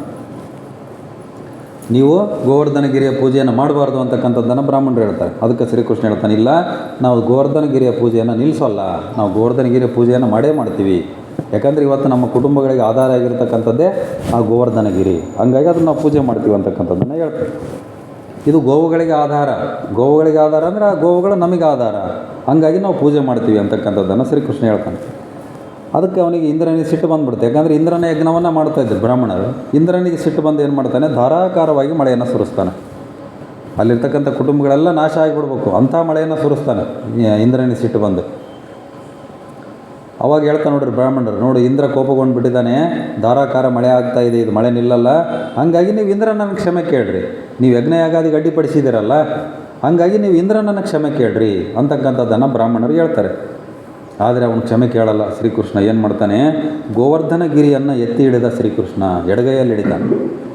ಎಡಗೈಯಲ್ಲಿ ಗೋವರ್ಧನಗಿರಿಯನ್ನು ಇಡೀ ಆ ಒಂದು ಗುಡ್ಡವನ್ನೇ ಕೆಳಗಿನಿಂದ ಪೂರ್ತಿ ಮ್ಯಾಕೆತ್ತಿ ಆ ಜನಗಳನ್ನೆಲ್ಲ ಕೆಳಗೆ ನಿಲ್ಲಿಸ್ತಾನೆ. ಅಂದರೆ ಅದು ಎಷ್ಟೇ ಮಳೆ ಬಂದರೂ ಸಹ ಇವರು ಸುರಕ್ಷಿತವಾಗಿ ಕೆಳಗಿರ್ತಕ್ಕಂಥದ್ದು. ಒಂದು ಮನೆಯಲ್ಲಿ ಹೆಂಗೆ ನಾವು ಒಳಗೆ ಆರಾಮಾಗಿರ್ತೀವೋ ಸುರಕ್ಷಿತವಾಗಿ ಆ ರೀತಿ ಆ ಗೋವರ್ಧನಗಿರಿಯನ್ನೇ ಎಡಗೈಯಲ್ಲಿ ಹಿಡ್ಕೊಂಡು ನಿಂತ್ಕೊಳ್ತಾನೆ ಶ್ರೀಕೃಷ್ಣ. ಆವಾಗ ಅವನ ಮಹತ್ವ ಏನಮ್ಮದು ಗೊತ್ತಾಗ್ತೈತಿ. ಶ್ರೀಕೃಷ್ಣ ಎಷ್ಟು ಶಕ್ತಿಶಾಲಿ, ಅವನು ಭಗವಂತನ ಸ್ವರೂಪ ಅಂತಕ್ಕಂಥದ್ದು ಗೊತ್ತಾಗ್ತದೆ. ಅದರ ಅಡಿಯಲ್ಲಿ ಅವರೆಲ್ಲ ರಕ್ಷಣೆಯನ್ನು ಪಡ್ಕೊಳ್ತಾರೆ. ಅವಾಗ ಇಂದ್ರನಿಗೆ ನಾಚಿಕೆ ಆಗ್ತದೆ, ಇದೇನಪ್ಪ ನಾನು ಎಷ್ಟು ಮಳೆ ಸುರಿಸಿದ್ರು ಈ ಒಂದು ಗೋವರ್ಧನಗಿರಿಯನ್ನು ಶ್ರೀಕೃಷ್ಣ ಕೈ ಎತ್ತಿ ಹಿಡ್ಕೊಂಡಿದ್ದಾನೆ, ಅದ್ರ ಕೆಳಗೆ ಇವರು ಆರಾಮಾಗಿ ರಕ್ಷಣೆಯನ್ನು ಪಡ್ಕೊಂಡಿದ್ದಾರಲ್ಲ ಅಂತಕ್ಕಂಥದ್ದು ಅವಾಗ ಇಂದ್ರನಿಗೆ ಗೊತ್ತಾಗ್ತದೆ.